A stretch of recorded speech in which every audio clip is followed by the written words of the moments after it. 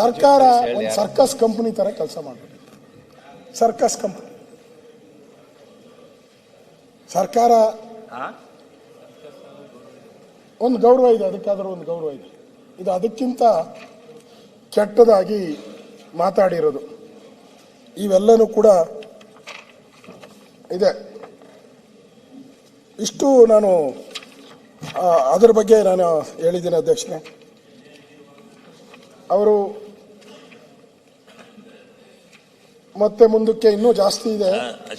Line ಓದ್ತೀನಿ. ಎಣ್ಣೆ ಅಂಗಡಿಗೆ ಹೋಗ್ಬಿಟ್ರೆ ಇಂಥ 50 ವಿಡಿಯೋ ತರ್ಬೋದು. ಹೌದಾ? ಆಡಿಯೋ ವಿಡಿಯೋನು ತರ್ಬೋದು, ಆಡಿಯೋನು ತರ್ಬೋದು. ಮಾತಾಡ್ತಿರ್ತಾರೆ ಕುಡ್ದು. ಏನ್ ಮಾಡೋದು? ನಿಮ್ದು 2.5 ವರ್ಷ ಸರ್ಕಾರದ ಎಣ್ಣೆ ಅಂಗಡಿ ಹೊಡಿತಾ ಇದ್ನ ಡಿಸಿ ಮಾತಾಡ್ತಾರೆ. ಎಣ್ಣೆ ಅಂಗಡಿಯಲ್ಲಿ ಕುಡಿತಾ ಮಾತಾಡ್ತಾರೆ. ನಿಮ್ಮ ಡಿಸಿ ಎಣ್ಣೆ ಅಂಗಡಿಯಲ್ಲಿ ಕುಡಿತಾ ಇದ್ದ ಮತ್ತೆ ಇದೆಲ್ಲ ಡೈರೆಕ್ಟ್ ಆಗಿ ದುಡ್ಡು ಹೊಡೆದದ್ದು ಕೊಟ್ಟು ಹೊರಕ್ಕೆ ಹೋಗಿ ಅಂತ ಹೇಳಿ ಅದು ಬಿಟ್ಟು ಈ ವಿಡಿಯೋ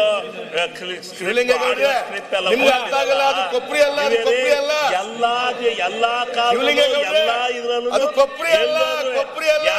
ಎಣ್ಣೆ ಅಂಗಡಿ ಹೋದ್ರೆ ಮಾತಾಡ್ತಾಳೆ ಎಣ್ಣೆ ಇದೆಲ್ಲ ಏನು ಇದೆಲ್ಲ ದಾಖಲಾತಿ. ನಾವೇನು ತಿಮ್ಮಾಪುರರು ಕಂತ ಇಸ್ಕೆ ತರೋದೆಲ್ಲ ಸಿಕ್ಕಿಬಿಡಿತೆ ಅಂತ ತಿಳ್ಕೊಂಡಿದ್ದು. ಸಿಕ್ಕಿಲ್ಲ.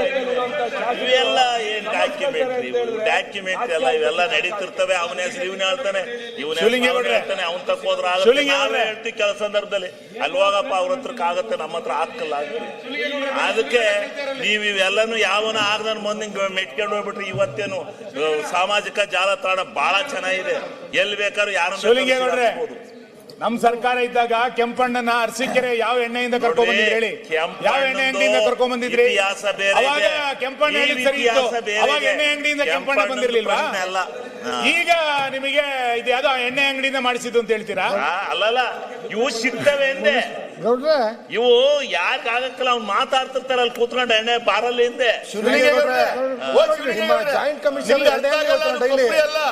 ಡಿಸಿ ಎಣ್ಣೆ ಅಂಗಡಿ ಕೊಬ್ಬರಿ ಅಲ್ಲ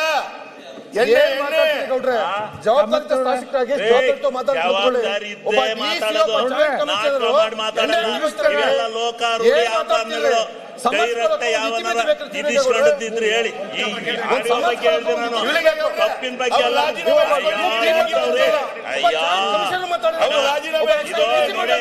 ಆತ್ಮಸಾಕ್ಷಿನೂ ಬೇಕಾಗುತ್ತೆ.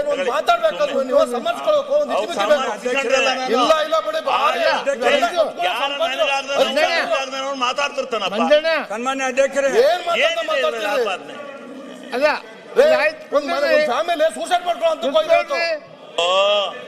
ಅಲ್ಲ ನಿಮ್ದೇನ ಕೇಸ್ ಗೊತ್ತಲ್ಲ ನನಗೆ. ನಾನ್ ಹೇಳಿದ್ದವ್ರು ಆಡಿಯೋಗಳನ್ನ ಹೇಳಿದ್ದು. ನಿಮ್ ಕೇಸ್ ಅಂತ ಏನಾರಾಗಿದ್ರೆ ಪ್ರತಿಪಕ್ಷ ನಾಯಕರು ಮಾತಾಡುವಾಗ ಎದ್ದು ಮಾತಾಡ್ಬೇಡ್ರಿ. ಆಯ್ತು, ಮಾತಾಡೋಣ.